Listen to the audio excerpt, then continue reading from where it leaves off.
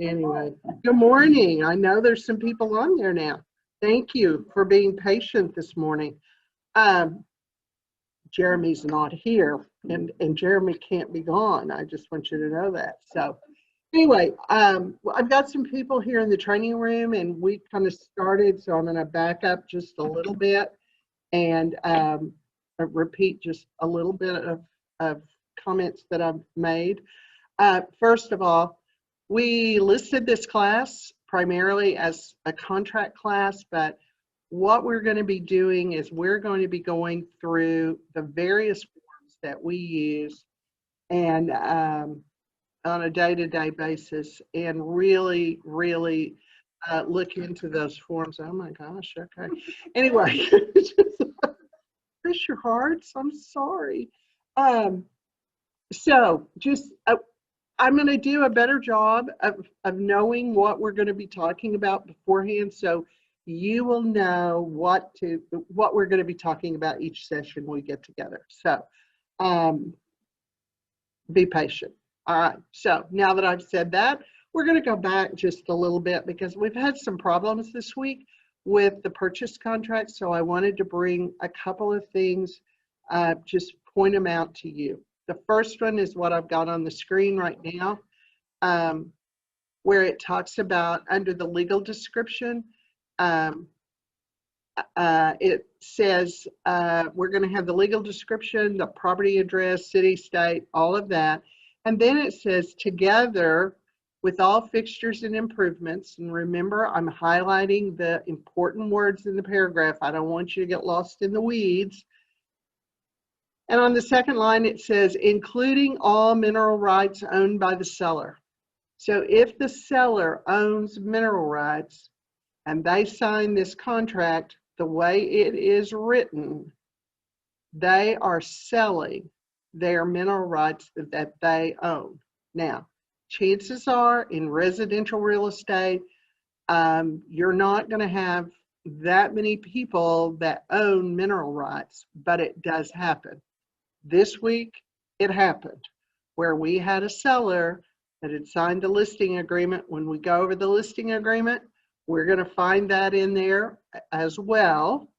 So that is a question you always need to ask in the listing process. Do you own any mineral rights? And do you want to sell them? If not, you all need to reserve those mineral rights owned by the seller. In this case, it was a house in a subdivision on a small lot, but that seller owned half the mineral rights. They wanted to keep them, but it was not, fortunately for us, the end of the world that they had already sold them, because the question did not come up until after the contract was signed with that new buyer. So I wanted to point that out. That's written in there. Mineral rights owned by the seller automatically go with the property unless you reserve those. Okay, so be sure and ask that question. The other thing, this is really primarily for people that have been in the business for a long time. Someone brought up this week on the closing, funding, and possession, the fact that we used to have an automatic 5-day extension in the contract for whatever problems we might have at the last minute with the closing, and that was in our contracts. And someone this week who's been in the business for a long time was having they could have had a problem, and they were going, well, we still have that 5 days to work it out. And I went, no, not in our new contracts. So if you were familiar with that part of that closing, funding, and possession paragraph, those 5 days are no longer there. The closing date is the closing date. And if it does not close on that date, you need to get a written extension. Okay? All right. Questions on any of that? Just a little backtrack there. All right. So what we're going to be talking about today is, just a minute. Where did that come from?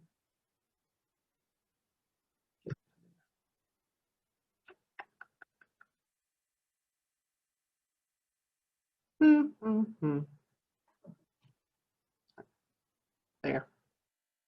Well, I did that. Now I don't want to expand. I want it to go away.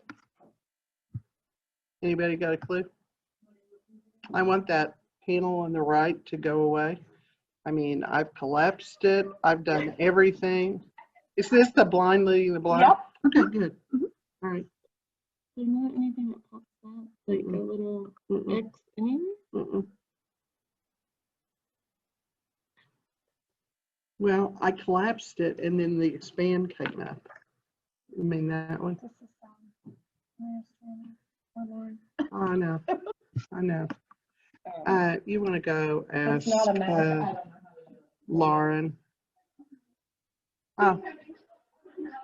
Are you watching? Oh, bless your heart. Okay, Lauren's on her way. I don't know where that even came from. And then we'll do view and read mode, so that should get rid of that. Did you hit the arrow? We're good. We're back. Thank you. Okay. Kelly, I have no idea what I hit. All right, so what we're going to talk about today is our financing addendums. Oh, right, I meant to point this out while we were back on page 1 of the contract, but we're not going back, okay? But as you know, at the top of the first page of the contract, it talks about any attachments we're going to have. And unless the person is paying cash, we're always going to have a financing addendum attached. So there are 3 main ones: conventional, FHA, and VA that we talked about. And so we're just going to kind of skim through these financing addendums a little bit so that you can understand them just a little bit better. Now, what's really interesting on the things that I gave them, I had them highlighted very brightly, and it doesn't look like it shows up that brightly on the screen, so you're going to have to bear with me. So the first one is the conventional loan application, and this is our addendum. This is probably the form that we use the most. Since FHA has raised the limits for a loan, we are doing many more FHA loans than we used to, but pretty much everything you're going to do is going to be conventional or FHA. You're going to have a random VA every once in a while. But so we're going to start out with the conventional. And you see that the first blank that you have to fill in is the address of the property. It says this financing supplement is attached to the real estate purchase contract. And it relates to the following described real estate. So we're going to put 123 Easy Street in there, Edmond, Oklahoma. Now the next little paragraph is really interesting, and I want you to pay attention to it. It says that buyer acknowledges that all explanations, representations, and disclosures relating to the terms and conditions of the loan below are the responsibility of the lender, not the seller or the listing or selling brokers or the associated licensees. All right, so, you know, back in the day, I get teased a lot when people go, back when you sold real estate. I don't know exactly what they think I do today, but anyway, back when I sold real estate, and you know, when primarily what we sold were teepees, we did a lot as far as financing was concerned. Pre-qualifying people, we had to sit down with them and say, how much do you make? You know, and what do you owe? And we helped them ascertain what they could qualify for as a total payment for a house. Really painful. I mean, it's just not every day. Well, unless you're one of my sons. My son will just walk in anybody's house and go, so what'd y'all pay for this? You know, and I'm like, you know, and you know, he's 40. I mean, anyway, most people are not comfortable doing that. Not David, but most people are not comfortable doing that. So in this day and age, we really don't get involved in that financing part. And if you're doing things really the way you should be doing, you always need to work with at least pre-qualified buyers.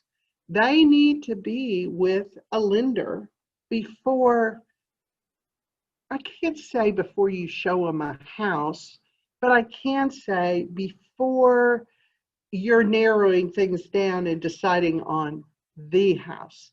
Because number one, you need to know for sure what price range they need to be in.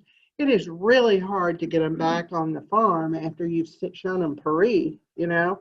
So you really need to know that. And before you can write an offer for them, you need to know whether they're going to do a conventional loan or FHA loan or whatever, and for how much. We're going to get to that in the next paragraph. So, I mean, that is one of those things in a buyer's consultation, and I know those are things that are hard right now because we're not in a position where we really sit down across from one another, but those are things you can do on a Zoom call. And I mean, if you're not doing Zoom calls with your customers, you need to start. And I don't know, is Jeremy teaching classes on doing Zoom calls? Not at all? Okay, well, he needs to, because you need to develop that relationship. You know, for those of you that were new agent orientation the other day, we actually had a new agent show up that Cindy had had numerous recruiting interviews with, spent time on Zoom with, and we had her signed on. She had joined us and she was going through new agent orientation, and Cindy had never met her. I mean, they had never met face to face. So this is the way we're doing things these days. So you need to learn how to do that. And in that buyer consultation, you need to tell them how important it is for them to get pre-qualified before you are making a decision on a house. Okay, everybody's going to be disappointed if you get a meeting of the minds between a buyer and a seller, and then you find out those people cannot even pay attention, much less for a house. That's what Fred Farrell saying. Okay, all right, so here's the bottom line. You're not the financing expert. That's why you need to get them with a lender. In the next paragraph where it talks about the loan, when I'm talking to people about challenges, problems with financing, you know, you are really going to get sick of hearing me say, what does the contract say? What does the contract say? But this first paragraph is the key to every financing addendum, and it is repeated on each one of them. So let's look at it. This contract is contingent. Those are the key words. This contract is contingent upon buyer qualifying for, and in this case, a conventional loan in the amount of blank. Okay, so I'm going to make a little sidebar here. We've had a little hiccup on that lately where people have decided to put TBD in there, to be determined. That is absolutely not acceptable, and I believe Amy with compliance will now send that back to you and get a loan amount put in there for a number of reasons. First of all, if you are representing the buyer and you put a TBD in there, you have nothing to fall back on if they don't qualify for a loan for $150,000. You know, the other side can go, you didn't give us a number. You just said to be determined. You know, we feel like they're still locked in. And if you are representing the seller and you get an offer on a house and it has TBD in there, you don't know how strong that buyer is. And in a multiple offer situation, that's critical. You know, somebody putting 3% or 5% down is not as strong a buyer as somebody who's going to put 20% down. So, I mean, you're doing a better job if you're working with the buyer to show that seller how strong that buyer is. Okay, put a number in there, bottom line. All right, so let's go back a little bit. This contract is contingent upon buyer qualifying for a conventional loan in the amount of $200,000, whatever. Here's the key.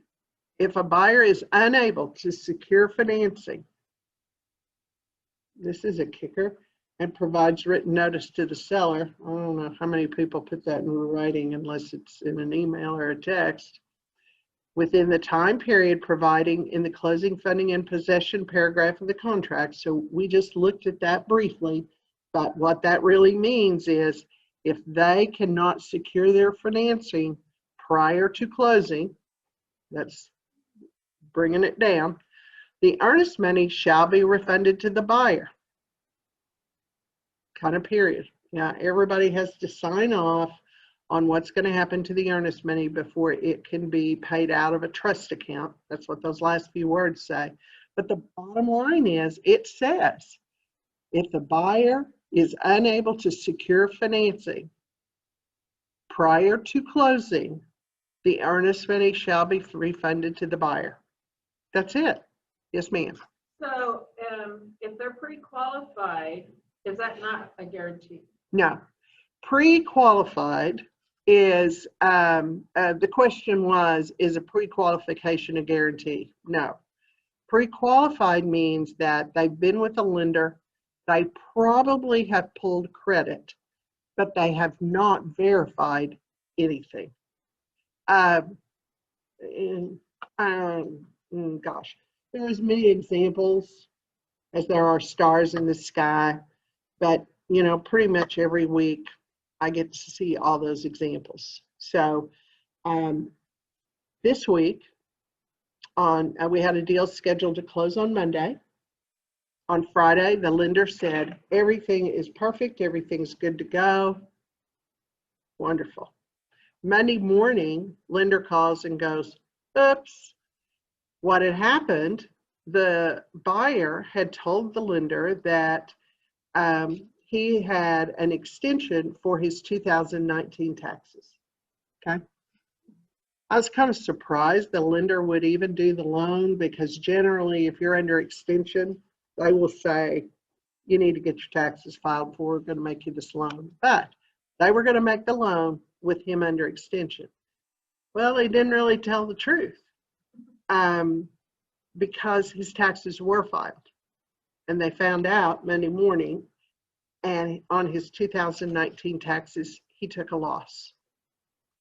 So they would not approve the loan, day of closing. Okay, so this, I'm going to go back to last week when I talked about, don't ever think it's a done deal till you walk out of the closing room. Don't ever figure your commission. I mean, that's like a death knell. I mean, just don't do it. You know, when you go to closing and you get your check, you go, oh, yay, this is wonderful. Don't figure your commission. So needless to say, the sellers were furious. And what did they want to do? Keep their earnest money, you know, and I'm going, well, you know, the contract doesn't say that, you know, the buyer doesn't get their earnest money back if they lied to the lender or they didn't file their taxes or whatever. It doesn't say that. It says that if the buyer is unable to secure their financing by closing, their earnest money shall be refunded to the buyer. I mean, I know it hurts and it's painful and it's awful. I get all that, but that's what the contract says. Most of you know what goes in the blank, but did you know what the words around that blank said? You need to know that, okay? Questions on that? That is on each one of these financing addendums, and that is the key to it. I mean, everything else we can kind of waddle through, but that's the key to these financing addendums.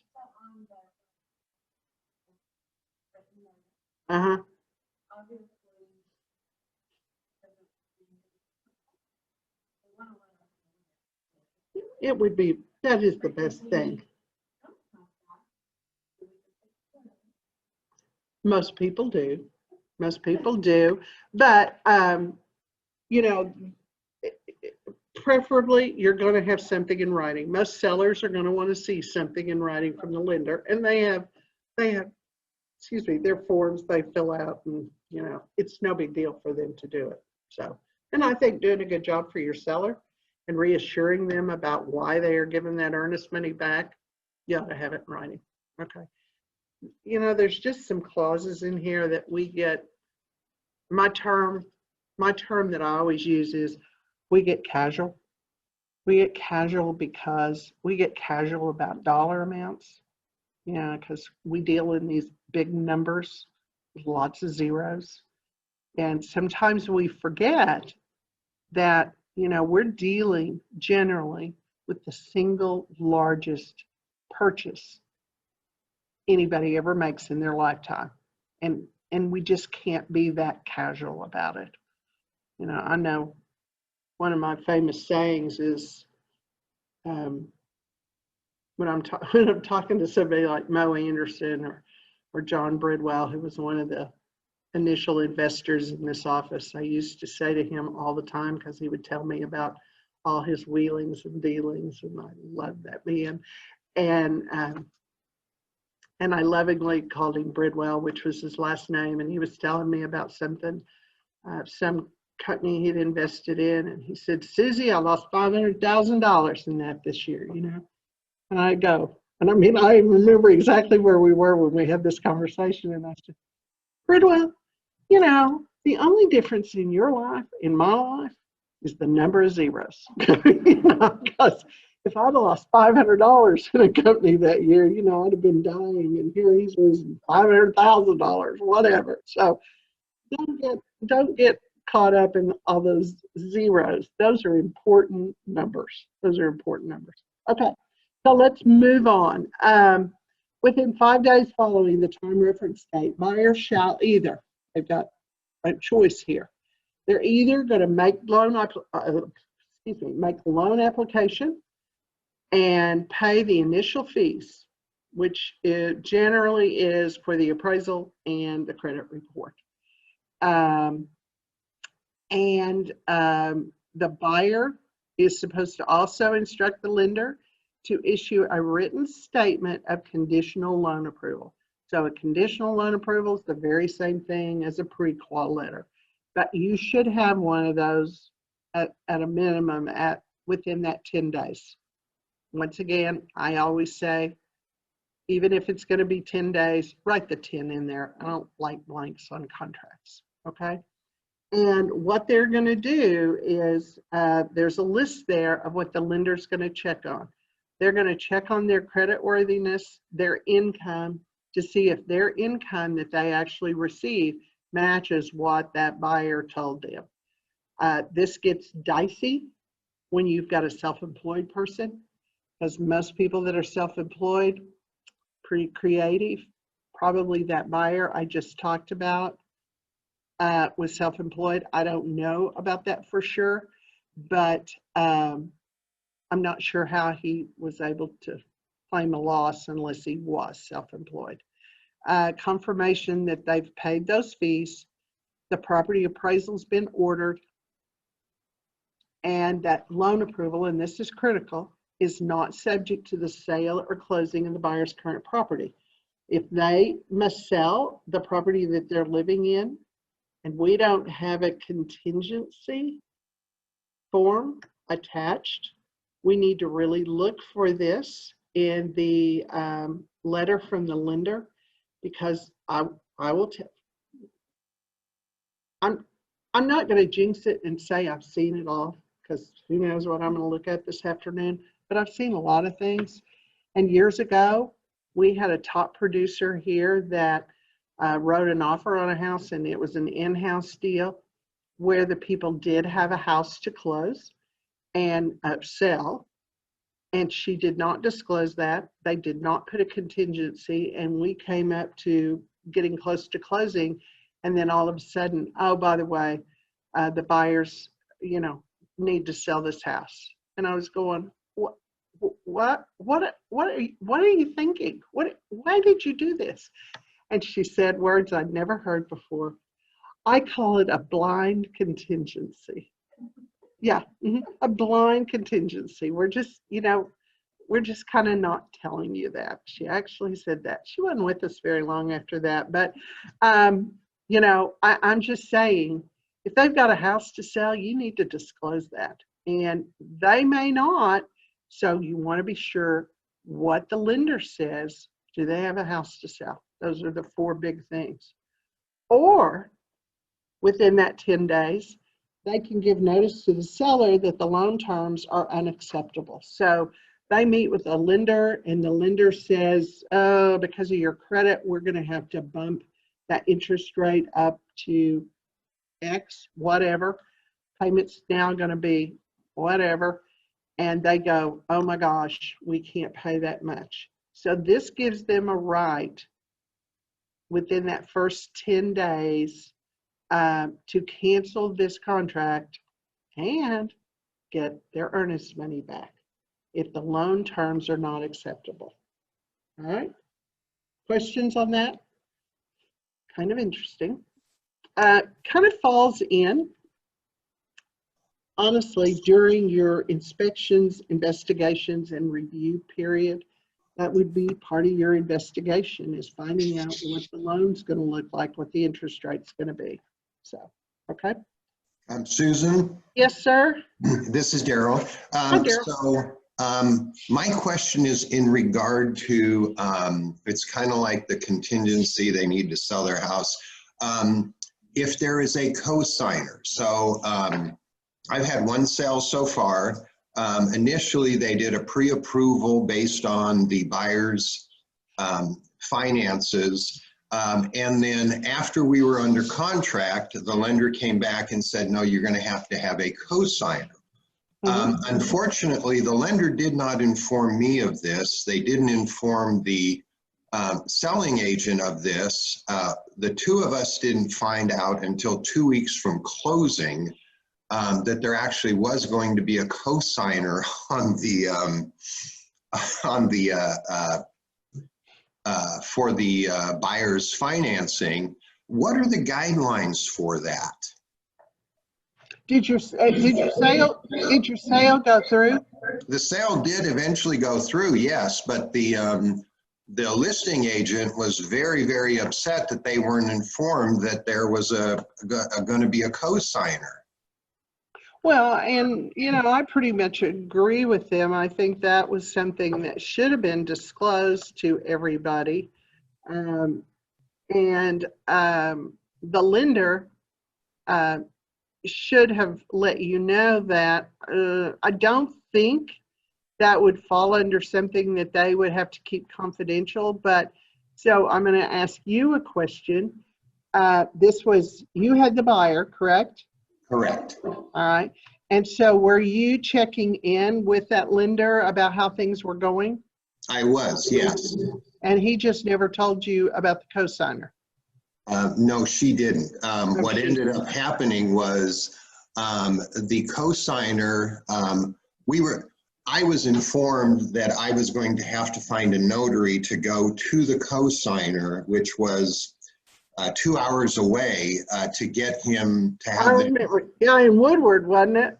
Correct, exactly. Yeah. I remember that. That was the first I found out that there was even a co-signer on the thing. And I'm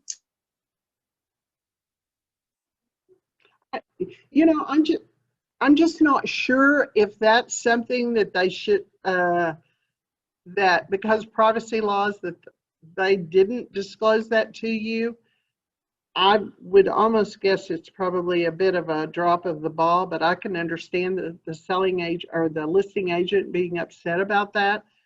However, you can only tell the information that you know, and you just need to let them know, I'm sorry, I'm finding this out same time you are. However, I'm going to do everything I can to make this deal work. So, it's just a matter of assuring them of that. And you did. You absolutely did, because aren't you the one that made the trip to get it signed? Okay. And for those of you that are on here, Daryl said through Tiara that yes, he was. So, sometimes it means you are going to get in your car. You're going to go make a trip, I've got a whole nother story on earnest money as far as that's concerned. But anyway, in the military, they kind of say you do the necessary. And in the real estate business, you do the necessary. I always say about our staff that we all have, oh yeah, there's Daryl. We all have, welcome back, Daryl. We all have the same job description around here, and it really applies to all of our real estate agents in their transactions that you're working on. And it's just a 3-word job description, and it's called Whatever It Takes. And we just do whatever it takes. So, and that's the way these deals go. So, Daryl, while you were gone, we talked about the fact that you are the one that got in your car and you drove to Woodward to get that signed, and you did do the necessary, and your deal did close. So, thank you for that. All right. So, let's see.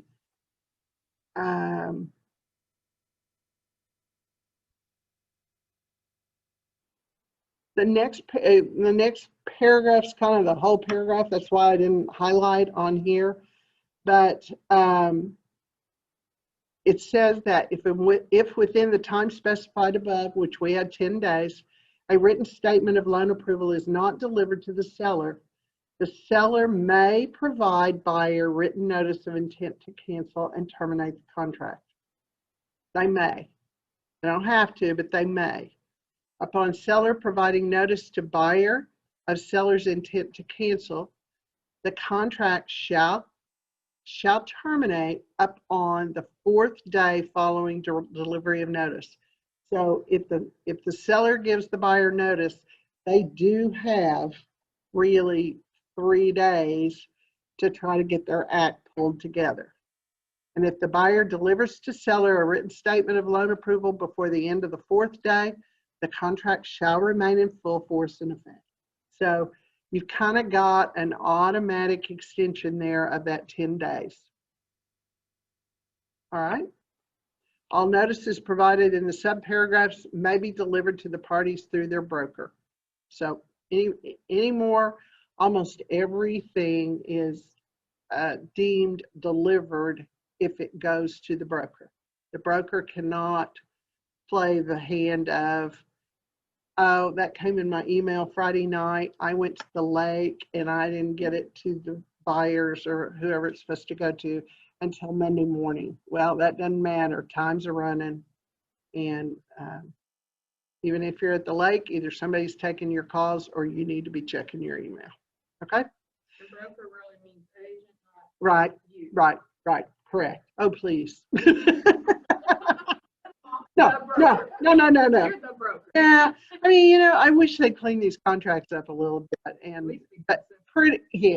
yes, but broker in this case does mean the agent. Yes. All right. Number 2, appraised value. Okay, so this is a big deal these days. Huh? It's fun. Yes.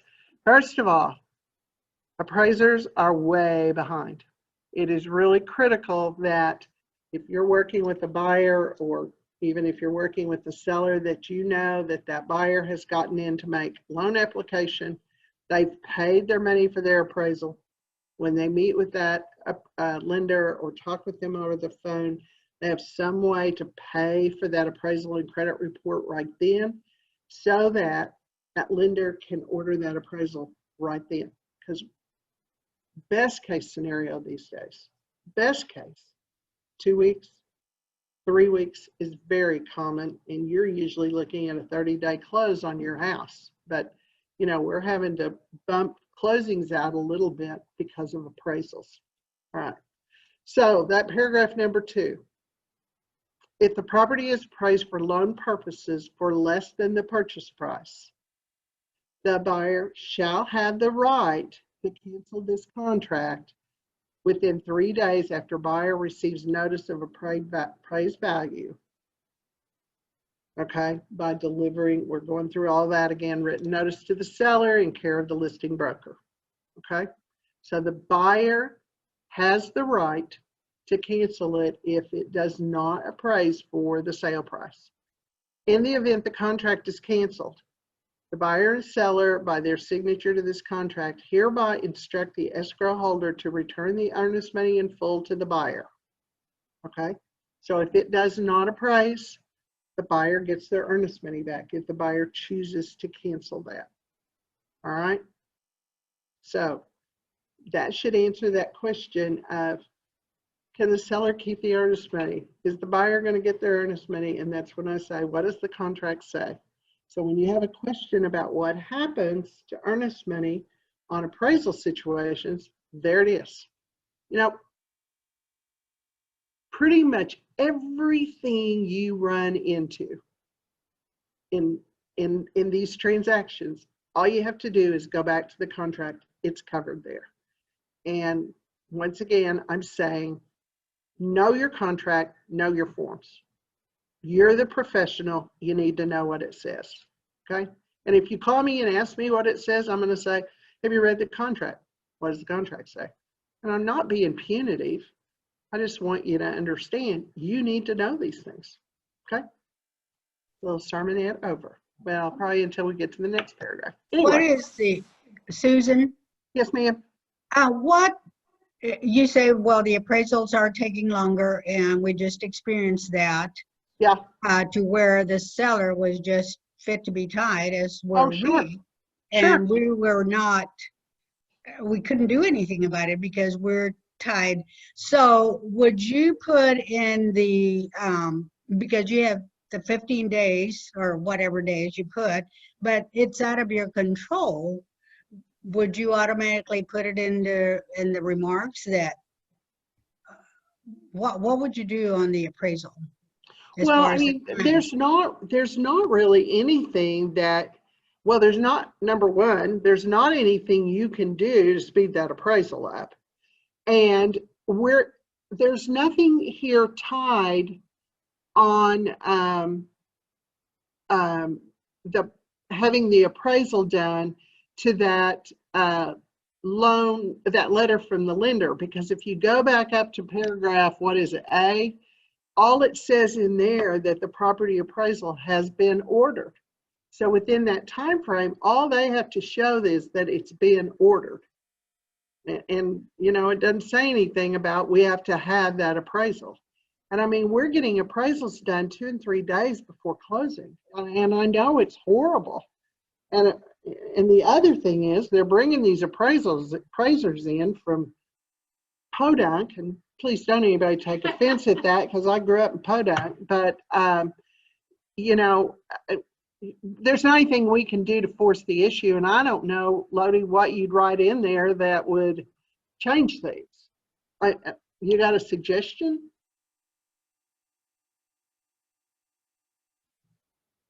Lou? Well, Lodi? Oh, okay. what would make the, I guess, something that would, you know, probably satisfy the seller. I mean, you know, it's knowing ahead of time. We tell them ahead of time, but that's not. Oh, I don't know. Yeah, they forget everything you've told them, you know. But what would you say you could write in there that might make that seller feel better? Don't know. Right in there. Can you write in there that the appraisal will be ordered by such and such date? Would that be an acceptable? Well, that's not the problem. The lenders are ordering the appraisal. Well, but I mean, saying that the seller will pay for an order, because sometimes the seller will hold off until the inspections are done to order the appraisal. That's my thought.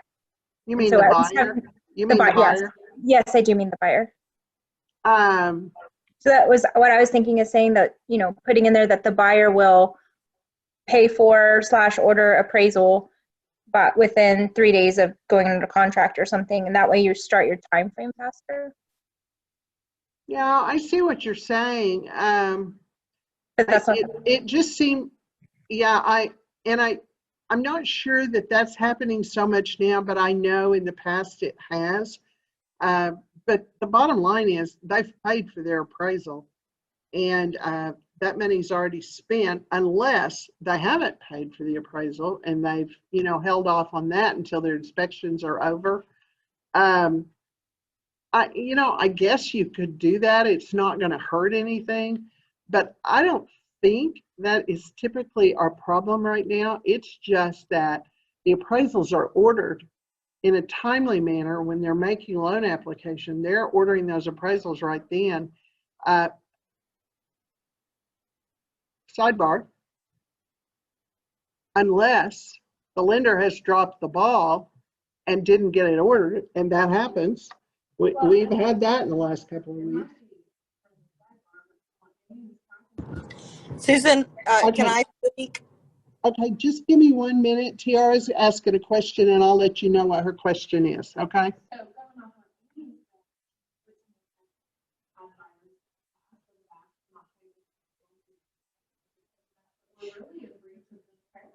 That's right. That's what I'm saying. Yeah, so what she was saying is that she's had buyers in the past that wanted to wait to pay for the appraisal and have it ordered until after inspections. And because we're reading all the words on this page, no offense, none taken there, okay. If you do that, you are in breach of this contract because that's not what the contract says. You know, the contract says you are in there and you are paying for your appraisal and your credit report, okay? Right, unless you can do those quickest inspections. Okay, I'm not sure. Somebody had another question.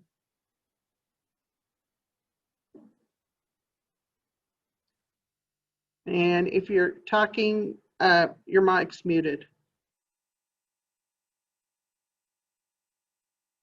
Okay, we'll see if they pop up again. Okay, appraisals. Next paragraph, 3. Loan closing costs. Buyer shall pay at the time of closing if required by the lender. Loan closing costs, including, if applicable, origination fee and loan discount points, first year's hazard insurance premium, and if applicable, flood insurance premium, tax and insurance escrow deposits, and interest beginning the day of closing through the end of the month. So we're spelling out there what the loan closing costs are going to be. In the event that seller agrees to pay the buyer's prepaid expenses and/or escrows, seller's current year's portion of the real estate ad valorem taxes shall not be included in the buyer's total prepaid expenses. That's a direction actually to the title company about how to figure the prorated taxes if the seller is paying the buyer's prepaid and escrows. And on the conventional loan, I'm not going to say it doesn't happen, but seller may pay some of the buyer's closing costs and/or prepaids. And if that's the case, it would be written in additional provisions there. Generally speaking, on conventional loans, buyers pay their loan closing costs and prepaids. Sellers pay their costs. Okay? When this offer is presented, the buyer will have signed it. And I've highlighted down there under the seller's signature, in the event of a counter offer on an OREC counter form, seller does not sign. So if you are preparing a counter offer for your seller to this offer from the buyer, the only thing the seller signs is that counter offer. They do not sign this financing page. All right? Just be aware of that. All right, conventional. Didn't exactly fly through there, but questions? All right, so. I have one on the Okay. Oh, Amy, go ahead. on the loan amount. So I just want some clarification on my job actually. And if the TBD is there and we have the seller, so some other agency is not following that and they put TBD, do we need to go back and have it fixed, or since they're the listing? Well, yeah, Amy, I just think in order to do a good job for your seller, you need to know what amount of loan they're going to get. And I think you need to go back and ask for that. Okay. And I'm not, and here's, and to do your job, what if it gets to you with TBD in there, the horse is kind of already out of the barn. I mean, Right. you know, we've already accepted this contract, and going back to him at that point is kind of a moot point. So I'm saying to the agents, If you have the seller and you get an offer with TBD in that blank, my suggestion would be to go back to them and say, we need a number in there. Okay? Does that make sense to you? Yes, thank you. Okay, cool. Thank you, ma'am. See, guys, I just think it's really important. Amy, who's trying to keep you out of real estate jail, is wanting to understand and do everything just right. And she's like the police officer. She is your friend, okay? She is your friend. So thank you, Amy, for being on here. We appreciate everything you do. Thank you for Well- teaching the class. I love it. Okay, so there are a lot of similarities on this FHA form, so we're not going to have to read through them all, but I'm going to kind of point them out. First thing, we've got the address up there, 123 Easy Street again, Edmond, Oklahoma, and then that buyer acknowledgement that about the who knows about financing, and it's the lender. That is exactly the same. The loan, the amount, exactly the same. And the fact that if the buyer is unable to secure financing, the earnest money shall be refunded to the buyer. It's all the same. Next paragraph's the same. Or give notice that, I'm sorry, get that blue off of there. Give notice to them that the terms are unacceptable. All right, all of that's the same. Down to number 2. And then we've got a new little thing here with lots of words.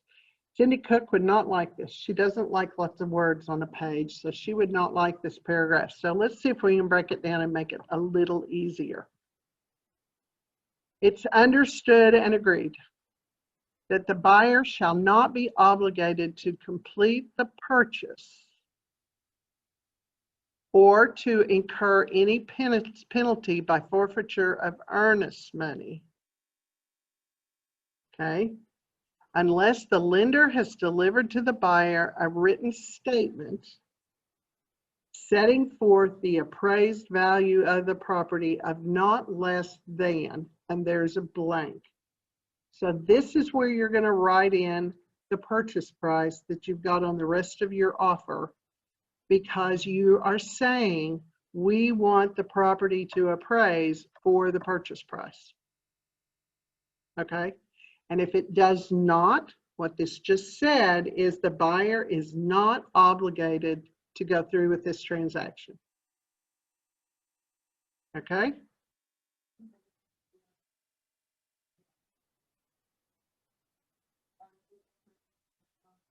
Right, correct. So that is not, yeah, Tiara is pointing out, that is not the loan amount, that is the purchase price. Did you get in, Kelly? Okay.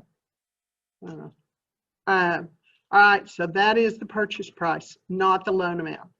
It goes on to say the buyer shall have the privilege and option of proceeding with the consummation of the contract without regard to the amount of the appraised valuation. So the only way they can do that, let's just say they're purchasing a $100,000 house. I know, but that's a number I can deal with in my head. And they are getting a $95,000 loan.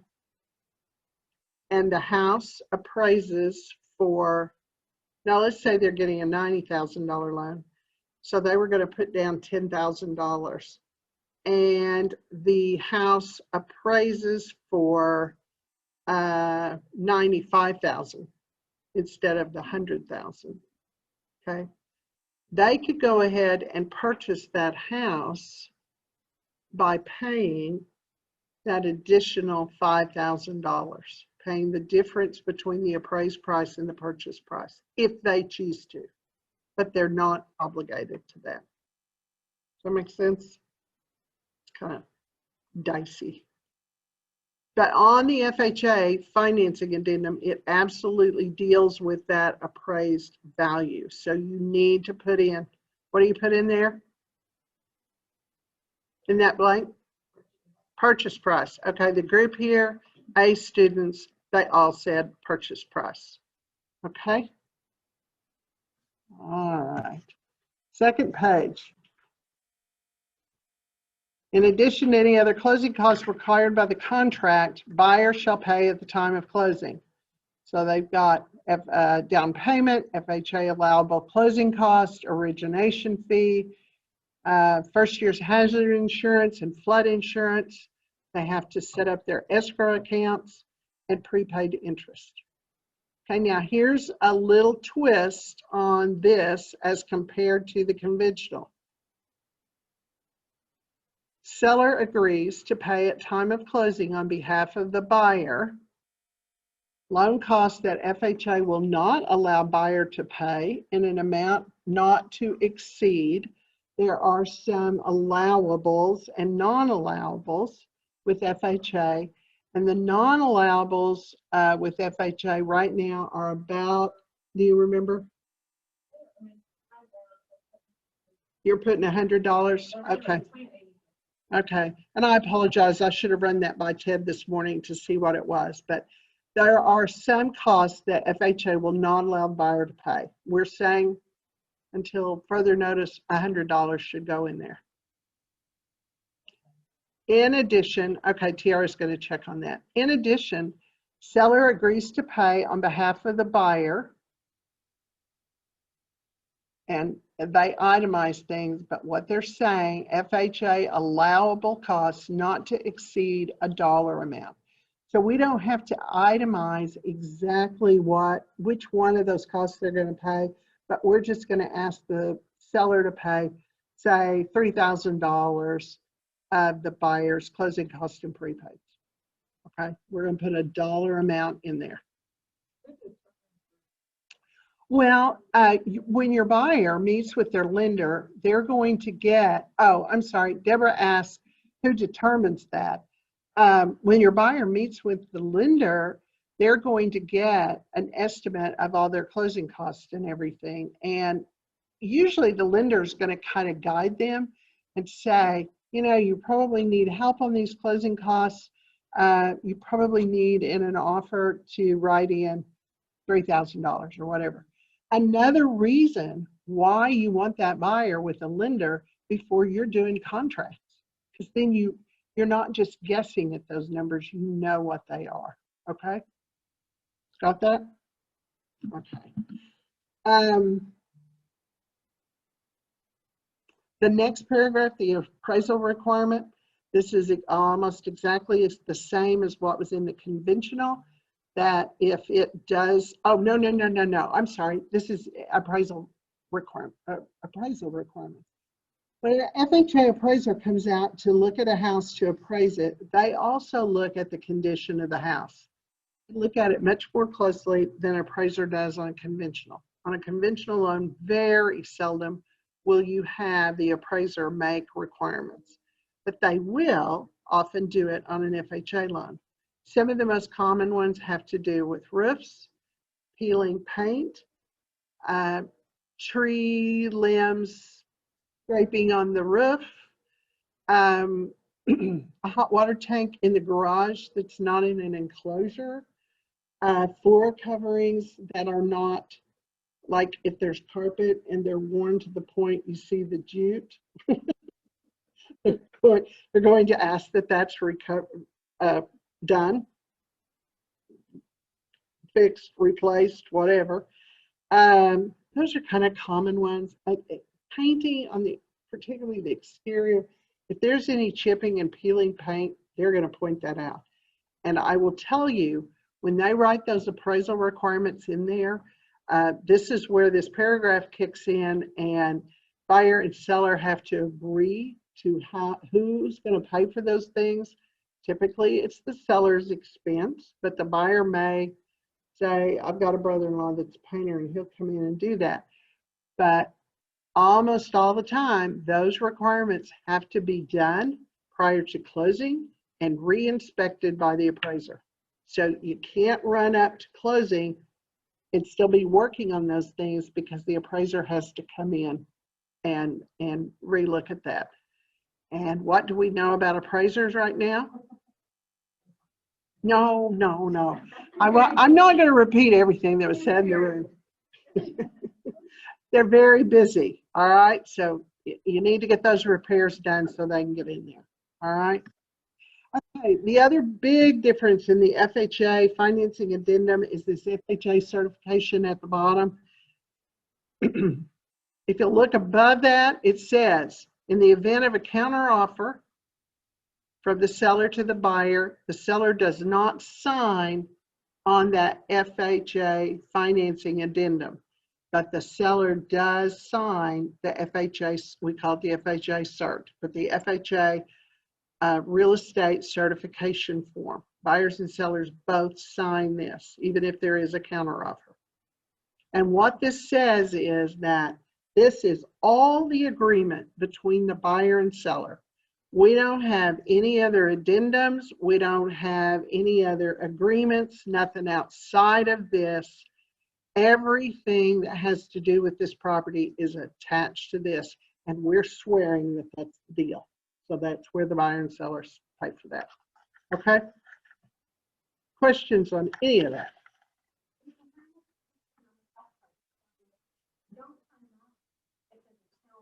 Right. Right. Okay, so the question was, just a reclarification, if there is a counter offer, the seller does not sign up above that double black line. And it says that, I've got it highlighted. In the event of a counter offer on an OREC counter form, seller does not sign. But the real estate certification part, buyers and sellers both sign that. And if it's not signed, the lender will come back to you and say, we need this signed.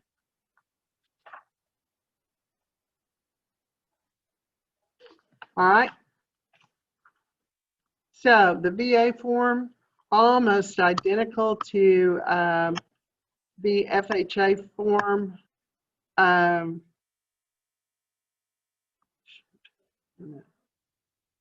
I can't get the blue off again. Regarding the buyer's loan costs, there are some costs that the VA requires the seller to pay, and they're very much, like termite inspection, things like, I mean, kind of weird things. But also, this is the place that you're going to write in what you want to ask the seller to pay on behalf of the buyer. Another reason to have your client get with the lender, find out what their closing costs are going to be. I will tell you, oftentimes on these VA deals, because they have the ability to get 100% loan, and if they put down a large amount of earnest money and all of their costs are paid by the seller, when they go to closing, oftentimes they will walk out with a refund off of their earnest money because they will have paid too much. So these veterans have the ability to get in a house with absolutely zero down. You know, if the seller's paying most of their closing costs, and that's pretty much what they all ask for. There are some other things that you kind of need to know about a VA buyer. There's some forms that they are going to need for the lender. I think a DD 214, something like that. Most of them know about that form. If they don't have it, they can get it out of Muskogee, I believe is the way the Veterans Administration is, that they can get that form. But they're going to have that before they get a VA loan. And that shows that their eligibility for this loan is still available to them. If they bought another house and when they sold it, that buyer assumed their VA loan, they would not have all of their eligibility back. So when dealing with somebody with a VA loan, you need to be sure and ask about their VA eligibility. Do they have it all? So can they buy this house that they're looking at? And that DD2, I think it's DD214, something like that. And that will tell them what their loan eligibility is. Okay? All right. We almost made it. We had some technical detail. Yes, Ted said, you mean FHA? Okay.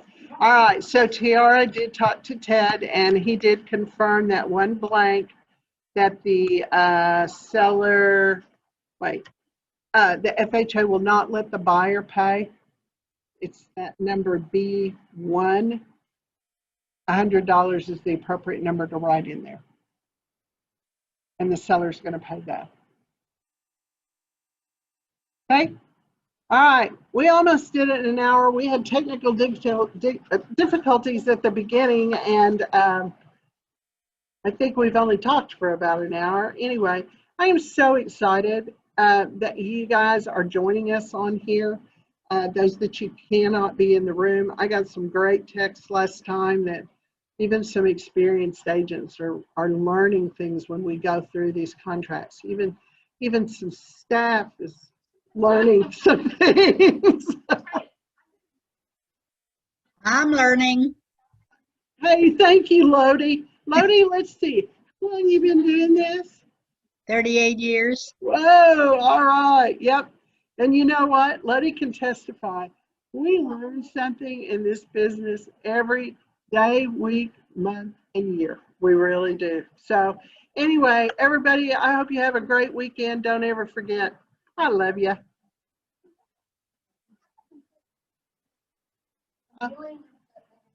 Okay. I'm scared.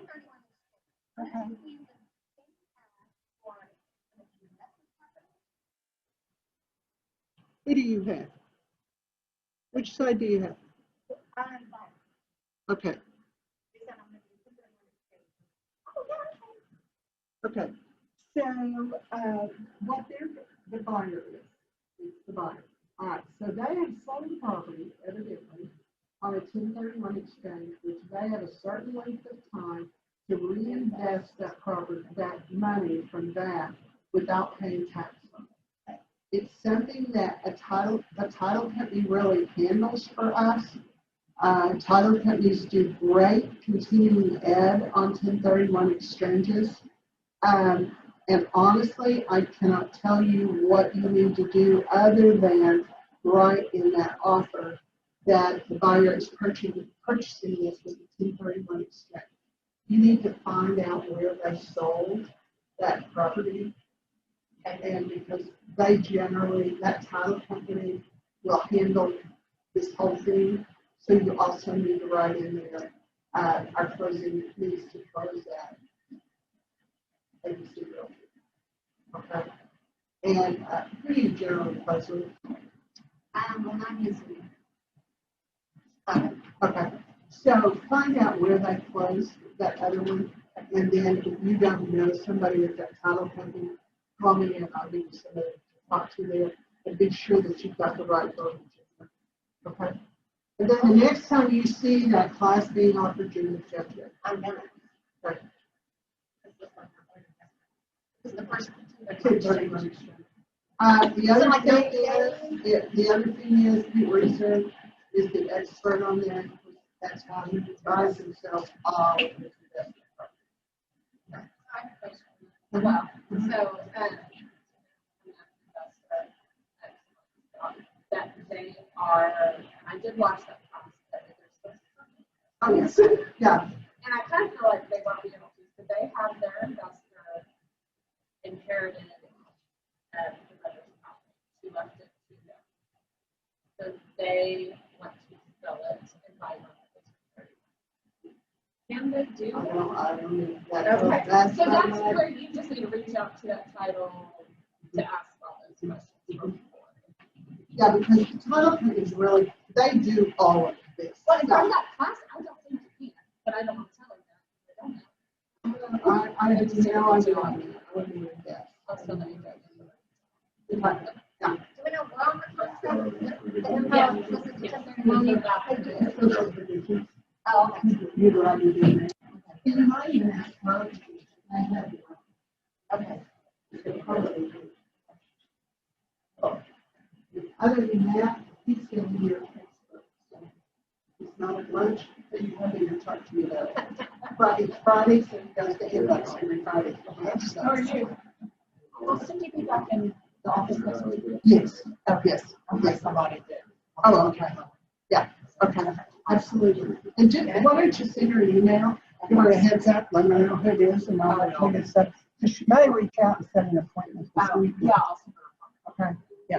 She's kind of obligated today and tomorrow, but Sunday she'll be back. Okay. Okay? Uh-huh. Are we good to go? We are. Okay.